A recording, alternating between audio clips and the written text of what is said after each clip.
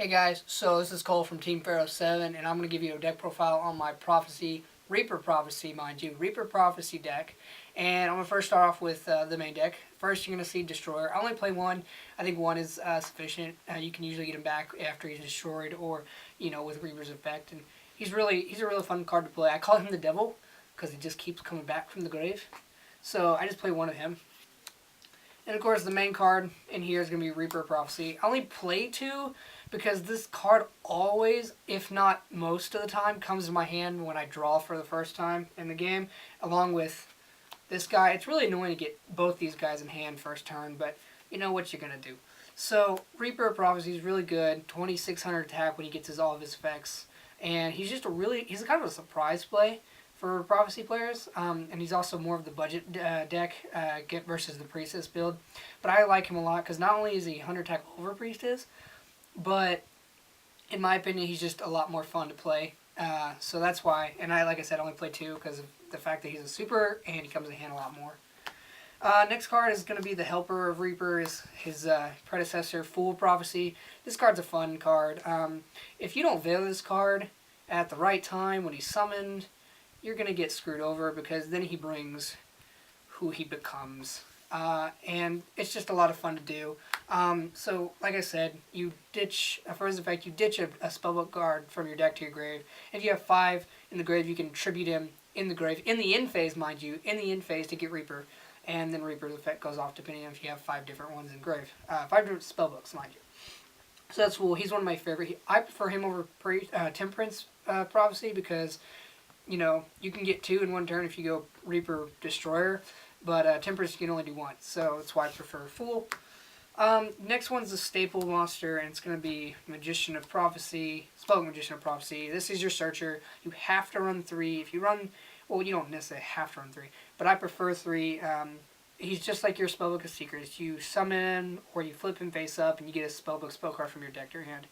Not very powerful, but I've learned a couple of combos with this guy, and I'll go into those in a little bit, but that's Spellbook Magician. Next one, I tech in 2 of them. Magician, Magical Exemplar. Counters on in this deck are ridiculous. You play a ton of spells, and if you can get up to 6 or more, you can usually special summon Reaper or Destroyer, whatever you want from your hand or graveyard, which you can exceed with, you can synchro with, you can just go into so many plays with her, and she's one of my favorite cards in this deck by far, just with this effect. So, like I said, counters go crazy on this girl, and she's just a lot of fun to play. And for a little bit more speedy duel. So, next one's going to be Lila. This deck obviously revolves around the graveyard. You have to have spellbooks engraved in order to get Reaper's effect. So that's where Lila comes in. You pop a back row, or you attack her or something like that, and she stays for the turn. You can just mill 3, and by that time, I actually like using her with Fool's effect, because if you have about 4 in grave, or 5 that are not different ones, you can mill with her, and on the end phase mill, and then if you have the 5 different ones, you can do Fool's effect, which is really fun to do. But in this sense, Lila's better in the deck I have because, of course, Judgment of Prophecy isn't out yet, and I think I'm going to take her out whenever that hits because Judgment of Prophecy just speeds this deck up so much. I don't think that milling is going to be a big deal because most of them are going to be in the grave anyway. So that's Lila.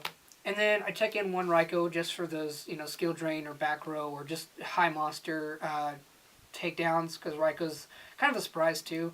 It's an extra charge of the Light Brigade target. So if I don't have it in my hand, I can usually get it and wait for, next turn to set it or something. So that's Raikou. You already know what he does. He's a little puppy. I play 2 Veilers. I main her in here because she's a spellcaster, and like I said before, with her, or him, I'm sorry, it's a guy.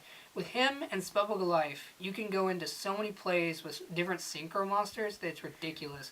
I'll get to that in a minute. But usually you can do this guy by banishing another one with life, and then synchro in for like 7 or 6 or whatever the heck you want to do. It's really fun. You can even do 8.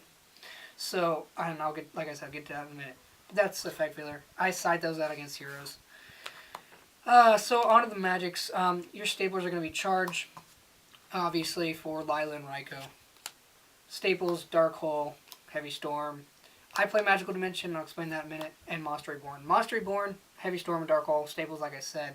But Magical Dimension, I play one because if I have that Reaper in hand, like I told you before, if I have a monster on the field, I can either set it or play it on my turn, and not only tribute and special summon Reaper, but I can destroy their monster that attacks mine, or just to get rid of it in general. So I like only taking one because I think it's better than two, and two gets a little cloggy. And so, but it's a good card for now. But it's gonna come out whenever I get the rest of my stuff. So that's that. I play two tower. In this deck, since you mill, you want to make sure that you have one at least in the deck or on field, and also you can use it for Reaper target and Grave. But ultimately, this card is broken as heck. It would be a little bit more broken if you could choose not to draw during your standby phase after you put a spellbook back down to the bottom, but that would just make it banned. But still, it's a really, really, really good card, and you have to have at least one or two. So I play two. Another staple in this deck is going to be Secrets. You must play three or none. And if you don't play three, you're not a spellbook player. So Secrets is basically the same thing as a Magician. That's what it does. I only play 2 power. I think 3 gets a little cloggy at times. But 2 is really good. And there's a card in here that I'll get to in a minute, which is a really good combo with. But power just, boosts your monster by 1,000. I've actually gotten my Magician up to 2,500 with that and Spellbook Master, which I don't have, but I'll show you in a minute. To Eternity, like I said, you mill a lot, and you also banish a lot with Fate, which is the next card. And you want to make sure you have one in order to play to get your Spellbooks back. So Eternity is important. To Fate, again, mill, you want to make sure you have one. And this card is one of my favorite cards just because of the art and the fact that it's so versatile. And it's a quick play, so it's really, really good. I use this with my Magician to book it whenever it's attacked, and you get to add a card. You can banish their monster, banish a card period on the field, or you can book their monster depending on the situation. So one of my favorite cards, very versatile. The next card's going to be Spellbook Life. Again, mill, so you run 2. And Life, like I said earlier with Valor, banishing a monster, you can just synchro like crazy. You can just have so many options with it, and it's one of my favorite cards along with Fate because of the art. But it's really fun. Next card, I only use 1. I thought about doing 2, but 1's sufficient because they're all searchable and really easy to get back. Funny story, I was actually doing a friend of mine at school, and he got rid of it 3 times, and every time it was my turn again, I got it back. So this card's really good, especially if you have a certain synchro on the field, and you get enough counters. And I'll tell you that in a minute. So that's Starhawk. I play 3 Wisdoms. In this deck, it's kind of hard to not play 3 because since I don't have certain cards that I need in order to protect my monsters, Wisdom's my favorite over Fate because you can do traps, you can do spells, and you can even you summon a monster and they play Skill Drain. You can chain Wisdom and they're unaffected by Skill Drain, which I think is amazing. Same thing where creature swap and stuff, it just becomes unaffected and they don't get their effects of it. So it's just a very good card. And ultimately, this and Fate are the only ones that protect your monsters, in essence. That's why I play 3. I don't have this card, unfortunately, but I do have a proxy for him. It's Spellbook the Master. I got these Japanese, which I'm only playing for proxy and just playtesting right now. But this card is really good. If you have a normal spellbook spell card in your grave, you can copy it by revealing one in your hand, and then just go nutty with it. And what I was saying earlier is you can do this. You can copy power and boost your monster up by 2,000, and then get 2 pluses after you destroy a monster, which I think is just a great play. Which, like I said, 2,500 Magician. It's a pretty powerful little guy there. So that's Master. I'll get that whenever it goes cheaper when I have the funds. Next card is Spellbook Library Crescent. No one really ever plays this, but I figured out that this card is a very, very good card if you have nothing in grave. Like I've had in the past. You play this, you get to reveal 3, your opponent chooses 1. It's also an extra Fate target whenever you want to book your Magician. But it's really good because in a pinch, it can come in handy. Especially if it's a slow game, you don't have anything even though you have monsters in the grave. You can play it, add 1. It's just in my opinion, it's come in handy a lot more than people might think. So that's Spellbook Crescent. And then my 41st card is Solemn Judgment. I run only 1 trap. I don't have Treacherous, otherwise this would be Treacherous. But Solemn Judgment just gets rid of everything. It stops a lot of stuff. But at the payment of a half life points, I'd run it over Warning, just because it's more versatile, and I'm not going to kill myself with 2,000 life points. So that's why I play that. So that's the main deck. And I'm not going to go in my side deck, but my extra deck I'm going to tell you about. And the first one I want to show you is Arcanite Magician. Arcanite Magician is good, especially if you have Star on the field. If it's at 16 or, whatever counters on it, you can just keep popping stuff on their field. And it's just, you can keep him at 24. It's just a really good card. Level 7, like you see here. And you have, say, full prophecy on the field, and you banish, say, a monster from grave to special summon an effect failure to make it 3 plus, 4 to make it 7. You can get him on the field and just start destroying stuff. So I love this card. I've actually been able to get it out the first time I got it, which was a lot of fun. So that's Arcanite Magician. Next one is Temperance. This is the exact opposite of Arcanite Magician. She's a burner, not a destroyer. So if you're playing a stall deck or like a Zodia deck that just, you can't attack because you can't, get her out and then get your Star Hall up to 16 counters and you'll be able to kill them in one turn. Because 16 plus 5 or times 5 is 8,000. So why not? That's Temperance Magician. And she's like an exemplar. She's a magical exemplar, except just a little bit evil. Next one is Caster, Staple Synchro. I can get into a fight pretty easy with level 4 and then Effect Failure. So Caster, it's a good card. Scrap Dragon, kind of a staple in mine. Don't really get 8s and, all of them out really easily, but it's situational. But I still like it, especially if you want to pop a life and then pop something on their field. So that's Scrap Dragon. So this one's my another level 8 Crimson Blair. He's basically like Evil Swarm Ophion, but Synchro version, and it's like I said, a situational card, but it's a good card in order to play if you need it. A lot of people underrate this card because no one really plays it, but I've seen it in action. It's pretty good. I've even had someone use it against me, but what you gonna do? Black Rose, my next one, Staple Synchro, because she can destroy. I hate playing her, but when I have to, I will. But that's the ulti version here. On to the Exceeds. I got Photon Strike Bouncer because with Destroyer and Reaper, you got 2 level 6 overlay for your finisher, Photon Strike Bouncer. He's usually my game ender, because, they're either up to spells or monsters. That's really it.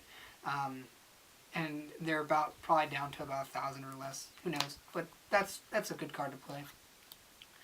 Swordbreaker, he has done so much work for me in this deck. It's got like a Caster, but just with, bigger attack, and he's kind of more menacing looking, but Swordbreaker is a fun card to play and easy to get out with Reaper and Destroyer, so it's just a fun card, and like I said, he does more work than Photon Strike Bouncer does.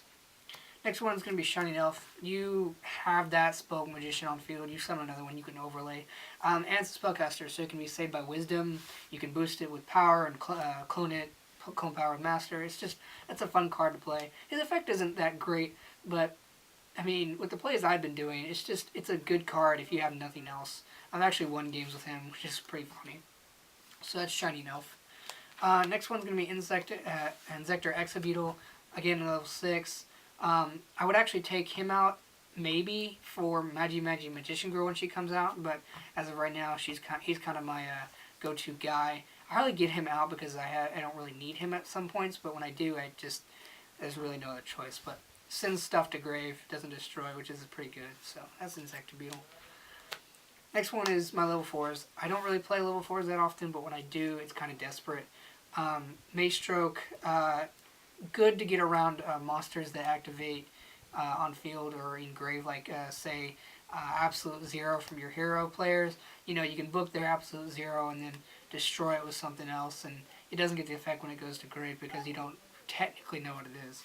So I've actually, instead of playing him, I played like Fate and booked Absolute Zero, and then Darkhold, and I was okay, and I won a match with it against the hero guy, so that was a lot of fun. But Mace Stroke's pretty much that answer as well, so Mace Stroke's also good. Abyss Dweller, just to stop stuff in grave, say like Absolute Zero or Mermails or any other effects that activate in grave. Unfortunately, Sangan's gone, but you know what? That's okay. We have enough monsters to do the same thing. So that's Abyss Dweller, again, another desperate move, but if I can do it, I will. And if you exceed someone with Magician, he goes up to 22 attack. Not a bad trade-off, so I like that. And it's a quick effect, so you can do it on your turn or your opponent's turn. Photon Papal Operative, again, if you're playing a stall deck, you can flip their monster and deal them damage. Papal Operative is a fun card in here, but again, only if you really, really need it. But she's a good play. Next one, I don't have level 7s, but if I can special summon with life or reborn their priestess or whatever, I can get this guy out and just destroy their back row. I don't think this guy targets when he uses effects, so it's a good tech card to have in here just in case if I need it. So that's Hierophant of Prophecy. And the last one, Shockmaster. Shockmaster is a very situational in my deck because I don't really run 4s.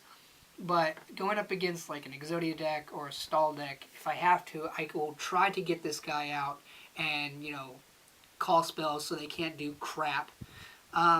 Which is ironic because spells hurt me too, but that's okay. But yeah, he's very situational if I need it. And he's a 23 attack, which is not bad. But that's pretty much all of it. And that's my extra deck and my main deck. So I appreciate y'all watching. I hope y'all learned something. If you have any comments to say about my Reaper Prophecy build, go ahead and write it down. But thank y'all for watching, and let the darkness consume you.